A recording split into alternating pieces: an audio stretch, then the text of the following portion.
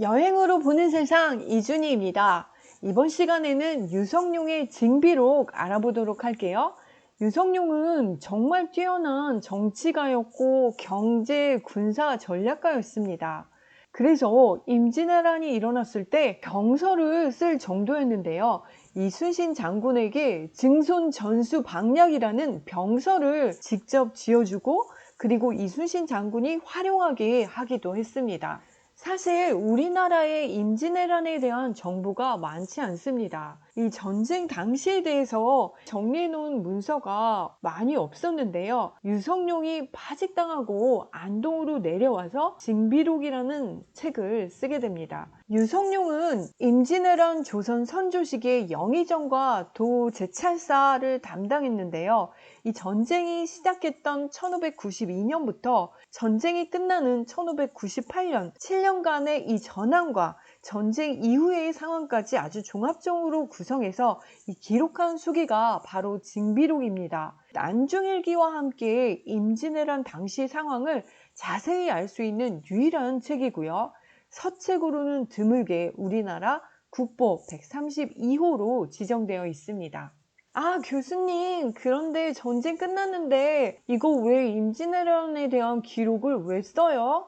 게다가 다른 정당 사람들 말도 안 되는 상소 올리고 괴롭히고 해서 결국 파직당해서 이곳으로 내려왔는데 아니 왜 나라를 위해서 또 이런 글을 씁니까? 유성룡이 징비록을 쓴 이유는요. 임진왜란의 치욕을 잊을 수가 없어서입니다. 지난날의 잘못을 되풀이해서도 안 되고요. 그러니 기록으로 남겨 경계해야 한다라고 생각했고요. 그래서 전쟁 당시에 중요하다고 생각되는 것들을 이 정리해 놓은 문서, 이것이 바로 징비록이 되겠습니다. 우리 후손들이 일본에게 또다시 당하는 일은 절대 있어서는 안 되겠죠. 우리 후손들을 걱정하는 마음이 잘 보여지는 대목인 것 같습니다. 징비록은 지금 사진에서 보시는 것처럼 이렇게 초본과 목판본이 있는데요. 목판본은 16권 7책으로 구성되어 있습니다. 아, 제가 오타났네요. 16권 7책이고요. 근데 징비록의 초본은 유성룡 개인이 저술한 거고요. 나중에 인쇄로 간행된 이 목판본은요. 일부 내용을 수정하고 추가했다고 합니다. 그리고 진실 오류를 바로잡은 부분도 있었고요. 특히 초본에는 선조에 대한 이 비판적인 사실들이 상당수 있었는데요. 간행본에서는 수정되었다고 합니다. 이 징비록이 저술되기 전까지는요. 중국과 일본 모두 자기네 나라 중심으로 임진왜란을 해석했는데요. 이 징비록 덕분에 우리나라 입장에서 제대로 된 임진왜란을 볼 수 있었습니다. 그런데 징비록은 우리나라에서는 별로 인기가 없었는데요. 나중에 일본에 유출돼서 일본에서 큰 인기를 끌었다고 합니다. 어떻게 처음 전해졌는지 알 수 없는데요. 이 1683년 기록을 보면 쓰시마 번주가요, 자기네 서적 재물조사하는데 징비록이 있었다고 합니다. 그리고 1687년도에도 이 징비록이 인용된 흔적이 있었어요. 아, 근데 이 징비록 내용 보면 우리나라 행정구역표도 있고 조선 지도도 첨부된 게 있는데요. 이걸 일본에서 조선 징비록 이렇게 간행이 됩니다. 나중에 이게 우리나라 국가 보안 이런 문제까지 대두돼서요. 이 징비록이 수출 금지되고요. 이 조일 외교 문제까지 발생했다고 합니다. 그러면 이제 징비록과 비교하면서 임진왜란 살펴보도록 할게요. 사실 지난번 이순신 할 때 임진왜란 했었어요. 그런데 이순신 장군의 해전을 중심으로 했지 전체적으로 어떤 게 문제인지 유성룡의 입장에서 한번 살펴보도록 할게요. 임진왜란이 일어났을 때 왜 그렇게 속절없이 당했을까요? 징비록에서는 이 실패 원인을 일본에 대한 정보가 너무 없었던 것으로 파악하고 있습니다. 태조부터 성종 때까지 이 100년 동안에는요, 일본 사절단 파견 횟수가 60회였는데요. 연산군 때부터 선조 때까지 일본에 파견한 이 사절단 횟수는 겨우 5번이었습니다. 그리고 이 200년 동안 조선은 평화의 시대였고요. 그래서 당시에는 오랫동안 평화로운 시절이 지속돼서 온 나라의 백성이 너무나 편안함에 익숙해져 있었다라고 징비록에 쓰고 있습니다. 반면에 일본은요, 100년간 계속 전쟁이 지속됐죠. 그래서 정예 군대가 만들어졌고요. 게다가 포르투갈에서 조총을 수입해 왔습니다. 이 도요토미 히데요시는 명나라까지 정복할 생각을 하였고요. 우리나라에 수없이 스파이를 보냅니다. 주로 승려나 상인을 가장해서 스파이를 보냈는데요. 보고서에는 어이가 없이 조선에는 군대가 없다. 게다가 절반이 노예다. 이런 보고서가 들어옵니다. 토요토미는 처음에는 믿지 않았다고 합니다. 그런데 이런 보고서가 계속 들어오면서 양반들의 수탈도 심각한 것으로 보고되었습니다. 그래서 조선을 정복하는 거는 누워서 떡먹기다. 이렇게 생각하게 되었고요. 도요토미 히데요시는 7년을 준비해서 30만 대군을 모읍니다. 그리고 우리나라에 서신을 보내는데요. 조선이 먼저 항복하고 일본의 신하가 되어라. 이렇게 했고요. 게다가 명을 치려고 하니까 길을 안내해라. 이런 서신을 보냅니다. 그런데 이거를 이제 대마도 도주가 우리나라랑 무역을 자주 하기 때문에 굉장히 가까웠고, 이렇게 쓰면 조선과의 관계가 큰일 날 것이라고 생각해서 조금 조작을 합니다. 대신 뭐라고 하냐면 통신사를 파견해달라. 그리고 명나라를 치려고 하는데 가는 길을 빌려달라. 정명가도라고 이렇게 해서 글을 보냅니다. 유성룡은 이 서신을 보고 기겁을 합니다. 아무리 완곡하게 표현해도 이거는 사태가 너무 심각한 것을 인지하게 됐고요. 징비록에서는 이 통신사 파견 문제를 신속하게 결정해서 외국과 불화가 생기지 않도록 해야 된다라고 썼습니다. 그리고 통신사를 파견합니다. 서인의 황윤길과 동인의 김성희를 일본으로 보내는데요. 7개월 동안 도요토미 히데요시가 이 핑계 저 핑계 대면서 만나주지 않습니다. 그리고 마침내 7개월 만에 이 도요토미가 나타나는데요. 어린 아들을 연애 자리에 데리고 나옵니다. 근데 어린 아기가 이 도요토미 옷에다가 오줌을 쌌습니다. 근데 도요토미가 그 자리에서 웃으면서 옷을 벗고 갈아입었는데요. 이런 모습을 보고 징비록에서는 주변 사람을 전혀 의식하지 않고 자기 마음대로 하는 것이었다라고 기록하고 있습니다. 어쨌든 황윤길과 김성일은 조선에 돌아와서 그들이 보고 느낀 것을 이야기하는데요. 선조가 가장 궁금한 거 우리나라 쳐들어 올 것 같으냐 아니냐 이렇게 물어봅니다. 서인이었던 황윤길은 도요토미 히데요시 이 사람 보통 사람 아니다. 반드시 우리나라에 쳐들어올 것이다. 이렇게 고했고요. 김성일은 도요토미 히데요시를 보고 눈빛이 쥐와 같다. 저들이 우리나라에 쳐들어올 일이 없다. 이렇게 완전 반대로 이야기합니다. 나중에 유성룡이 같은 동인인 김성일에게 물어봅니다. 확신하냐? 라고 했더니 일본 놈들이 쳐들어오지 않는다고 어떻게 장담할 수가 있냐? 이렇게 이야기했다고 합니다. 그러면서 황윤길이 저렇게 이야기하는데 나까지 그런 얘기하면 사람들을 놀라게 하고 미혹시킨다 라고 했다고 합니다. 왜냐하면 김성일의 입장에서 전쟁을 준비하려는 거 이거 굉장히 많은 예산도 필요하고 백성들은 또 이것 때문에 굉장히 어려움을 겪을 수 있고요. 그때 군대는 제대로 군인이 없었거든요. 정말 말도 안 되는 군대였거든요. 그래서 이거를 정비하고 할 수 있는 시간도 없었고 사람들을 동요시키게 하고 싶지 않아서 이렇게 이야기했다라고 김성일은 변명하고 있습니다. 근데 나중에 김성일이 이 일 때문에 그랬는지 모르겠지만 정말 임진왜란에서 열심히 싸웁니다. 나중에 유성룡이 신립장군에게 질문을 했는데요. 일본에는 조총이라는 무기가 있다는데 괜찮냐? 라고 물었는데요. 신립장군이 걱정할 거 없다. 조총이 있다는들 어떻게 모두 다 적중시키겠냐? 조총의 위력을 전혀 모르고 있었습니다. 선조도 비변사에게 외적 수만 명이 쳐들어올 가능성이 있지 않냐? 이렇게 질문했는데요. 걔네 일본군 배 한 척에 100명 타는데 100척 뛰어봤자 10,000명밖에 안 된다. 그런데 실제는 10만 규모의 해외 원정이었습니다. 조선은 이렇게 아무것도 준비 없이 임진왜란을 시작합니다. 일본인들은 부산으로 들어와서 정말 빠르게 함락시키고 북진을 합니다. 한양으로 가는데요.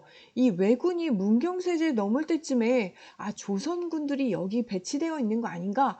이렇게 굉장히 조심했는데요. 없는 것을 알고 춤추고 노래하면서 고개에 넘어갔다고 기록하고 있습니다. 그리고 우리가 준비한 거는 충주 탕금대에서 조선 전체 군대 한 8,000명을 여기에다 보내는데요. 이때 장군이 신립장군이고요. 여기서 조선군 거의 다 몰살당합니다. 전쟁은요, 정오부터 시작해서 2시간 만에 끝납니다. 이 조선의 전략은 배수진을 치는 건데요. 이 배수진은요, 퇴로를 차단시켜서 도망갈 길이 없게 해서 죽기 살기로 싸우게 하는 전략인데요. 이 충주 탕금대 뒤쪽은 무리고 앞에 이제 일본군들이 오면 같이 싸워서 죽기 살기로 싸우는 전략인데요. 이 배수진은요, 잘못하면 이 아군이 한꺼번에 다 죽을 수도 있는 그런 무서운 전략입니다. 이 배수진이 오히려 치명적인 약점이 됩니다. 이 지역은 논이 많아서 물과 풀이 막 섞여 있는데요. 우리가 기병이 주력이었기 때문에 강점을 잘 살리지 못했고요. 이 초안지의 한나라 명장 한신도 배수진을 쳤지만 이 병법에서는 진짜 그 많은 진법이 바로 배수진입니다. 그래서 한신도 함부로 사용해선 안 될 진법이다. 이렇게 교육하고 있는데 신립장군 너무 안타깝습니다. 그럼 신립장군은 어떻게 싸웠나요? 네, 신립장군도 어찌할지 모르고 정말 말에 채찍을 가하면서 이 적진을 뚫으려고 했는데 정말 여의치 않아서 강물에 몸을 던져 돌아가십니다. 그리고 부하들도 다 강물에 몸을 던져서 시체가 강을 덮었다고 징비록에 기록되어 있습니다. 그래서 일본군은요, 저녁 때 충주성에 무혈 입성합니다. 충주성부터 한양까지는 아무런 저항 없이 정말 빠르게 진격하는데요. 이때의 징비록의 기록은 근본적인 군사 행정과 장수를 선발하는 기준, 군사를 조직하고 훈련하는 방법에 이르기까지 이 100가지 가운데 한 가지도 제대로 시행되지 못하였기 때문에 결국 적에게 패하고 만 것이다. 이렇게 기록하고 있습니다. 일본이 그런데 조선에 대해서 몰랐던 정보가 하나 있습니다. 뭡니까? 이 선조만 잡으면 끝이라고 생각해서 한양으로 정말 엄청 빠르게 진격했는데요. 선조의 도주 속도는 정말 따라갈 수가 없었습니다. 일본의 다이묘 같은 경우에는요, 같이 끝까지 싸우다 죽든지, 아니면 할복하든지, 아니면 항복하든지, 이래야 되는데, 일본인들이 전혀 상상할 수도 없게 선조는 백성들을 버리고 도망갑니다. 일본군이, 한양에 갔더니 평양으로 그새 도주를 했고, 평양까지 가니까 의주로 도망갔고, 일본인들은 전의를 상실합니다. 원래 일본인들이 매우 빠르게 오느라고 발바닥이 멀쩡한 군인들이 없었다고 합니다. 그리고 두 번째 일본인들이 전혀 예상치 못한 것은 바로 의병입니다. 임금이 나라를 버리고 갔는데 이 의병들은 누구냐면 주로 노비나 스님이에요. 이 조선이라는 나라가 한 번도 제대로 보살펴주지도 않았던 노비나 승려들이 나라를 지키겠다고 일어난 겁니다. 의병들은 제대로 싸움 한번 배워보지도 못했는데요. 대신 장점이 있었어요. 이 지형 지물을 이용해서 이 게릴라전으로 일본군의 육로 보급을 차단합니다. 이 보급 부대를 공습하고요. 또 보급로를 차단하고 또 어떤 때는 강바닥에다가 말뚝을 박아놓고 일본 배가 뒤집어지면 이 화살을 쏘는 방식으로 싸웠다고 합니다. 게다가 임진왜란 7개월 만에 명나라에서 원군이 옵니다. 그래서 조명연합군이 평양선을 탈환하게 되고요. 그리고 이 평양의 추위 때문에 따뜻한 남쪽에서 온 일본인들은 동상이 걸려서 발가락이 나가 떨어졌다고 합니다. 그리고 조명연합군이 이 파죽지세로 평양성을 탈환했는데 이 백제관에서는 좀 막혀서 명나라 군사도 고전합니다. 근데 일본군은 병력의 40%를 이때 잃었고요. 남쪽으로 후퇴하면서 휴전협정을 제안합니다. 그래서 명나라가 이때부터 공격을 제대로 안 하고 강화 협상을 하는데요. 근데 일본군이 전혀 생각하지 못했던 우리나라 최고의 병기는 무엇입니까? 바로 이순신입니다. 육지에서는 의병과 명나라 군사가 있었고요. 바로 바다에서는 이순신이 활약했죠. 이순신의 활약은 지난번 통영편에서 했으니까 오늘은 조금 빨리 지나가고요. 이 강화 협상 어떻게 됐을까요? 사실 명나라 군대는 싸울 의지가 없었습니다. 남의 나라 와서 그렇게 목숨 걸고 싸우는 거 좋아할 군대는 없을 것 같습니다. 그래서 우리나라는 애가 탑니다. 유성룡 어떻게 했습니까? 징비록에는 신속히 군대를 내서 이 도망가는 일본인들을 좀 추격해달라 이렇게 썼는데요. 명나라 군대는 차일피일 미루고요. 일본 놈들은 정말 천천히 노래 부르면서 도망갔습니다. 일본 놈들은 이렇게 다 도망가고 강화협상도 결렬됩니다. 이유가 뭡니까? 일본에서 요구사항이 중국 황제의 딸을 이 도요토미 히데요시의 첩으로 보내라. 그리고 조선 8도 중에 4도를 일본이 가져가겠다. 이런 협상 내용이었고요. 중국에서도 싫어했지만 우리나라는 더더욱 싫어했겠죠? 이렇게 협상이 결렬되자 전쟁이 다시 시작됐는데요. 일본에서 준비한 거는 이순신을 어떻게든 막아야 됐죠? 그래서 가토 기요마사가 공격한다는 이런 정보를 흘립니다. 그리고 이 멍청한 선조가 이걸 덥석 물어서 이순신에게 빨리 공격하라, 부산으로 가서 빨리 공격하라 이렇게 명령을 내립니다. 그런데 이순신은 여기서 바로 움직이게 되면 여러 가지 상황이 안 좋아질 수 있기 때문에 미적미적 거립니다. 이 징비록에는 이순신을 청구한 사람이 나였기 때문에 나를 좋아하지 않는 사람들이 이순신을 공격하는데 열심이었다 라고 기록하고 있습니다. 병법의 병자도 모르는 대신들이 이순신을 사용해야 된다 라고 난리가 난 거죠. 유성룡은 선조 앞에 가서 직접 이순신을 변호합니다. 근데 선조는 유성룡을 경기 지방에 순찰하도록 보내버리고 유성룡이 한 달 뒤에 돌아와 보니 그 사이에 이순신을 죄인으로 만들어 놓았습니다. 유성룡이 사직을 결심하고 2월부터 4월까지 10차례나 사직 상소를 올렸고요.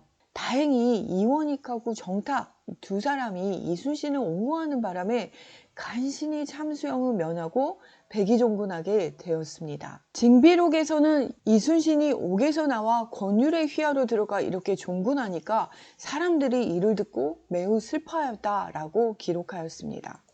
그리고 여러분이 잘 아시다시피 원균이 삼군수군 통제사가 돼서 이 칠천량 해전에서 모조리 말아먹죠. 그 다음이 여러분도 아시다시피 바로 명랑해전인데요. 12척만 가지고 일본군과 싸워서 이긴 전투입니다. 잠깐 이순신의 명랑 예고편 좀 보고 갈게요. 1日半あれば十分でござります。主戦はわしがいただくことにする。 적선이 이미 200척이 넘었소이다. 무려 1만이 죽었어. 이 싸움은 불가합니다. 아직 신에게는 12척의 배가 남아있사옵니다. 만일 그 두려움을 용기로 바꿀 수만 있다면 말이다. 더 이상 살 곳도 물러설 곳도 없다. 전군 출정하라. 저도 지금 예고편 보니까 울컥한데요. 여러분, 이게 정말 말도 안 되는 전쟁이거든요. 이 12척으로 어마어마한 일본 병력을 상대해서 이긴다는 게 정말 아무도 상상하지 못했던 일이고요. 이순신은 해냅니다. 그리고 일본군들은 전의를 상실하게 되고요. 마침 또 도요토미 히데요시도 사망하게 됩니다. 이순신은 그런데 이 도망가는 일본군들 그냥 보내서는 안 된다라고 해서 명나라 장수 진린에게 이 도망가는 일본군과 싸우는 것을 허락해달라라고 하는데요. 이 진린은 원래 성격도 엄청 포악하고 난폭한 사람인데요. 이순신의 행동에 반하게 되고요. 이순신이 진두지휘에서 마지막 해전인 노량해전에서 일본군들을 완전 몰살시킵니다. 그리고 이순신 장군도 여기서 돌아가십니다. 유성룡도 이 즈음에 안 좋은 일을 당합니다. 이 조선이 일본을 끌어들여서 명나라를 공격한다 라는 이런 무고하는 사건이 터지는데요. 선조가 가서 진상을 해명하고 오라, 유성룡의 어머니가 몸이 아프셔서 못 간다고 하는 일 때문에 결국 탄핵으로 관직 삭탈됩니다. 그리고 다음 날에 이순신이 돌아가신 그런 시기입니다. 유성룡은 안동에 있는 이곳 옥연정사에서 징비록을 집필합니다. 이곳은 하회마을에서 보면 부용대의 오른쪽에 해당하고요. 그리고 왼쪽 편에 겸암정사가 있습니다. 유성룡의 형인 유은룡이 기거하던 곳입니다. 옥연정사의 쪽문으로 나오면 이렇게 약간 넓은 공간이 있고요. 바로 하회마을을 볼 수 있는 명당 경치풍경 장소가 있습니다. 유성룡이 안동으로 돌아왔을 때 어머니가 돌아가시고 또 친형과 아들까지 죽게 돼서 유성룡에게는 정말 슬픈 시기였는데요. 그런데도 불구하고 징비록을 집필합니다. 유성룡의 말년에는 조용히 살다가 자연으로 돌아가고 싶다며 이 사람들을 물리치며 살았다고 합니다. 그리고 유성룡이 돌아가셨을 때는요, 너무나 청렴했던 탓에 집안에 재산이 하나도 없어서 이 백성들이 제수용품을 차려서 장례를 지냈다고 합니다.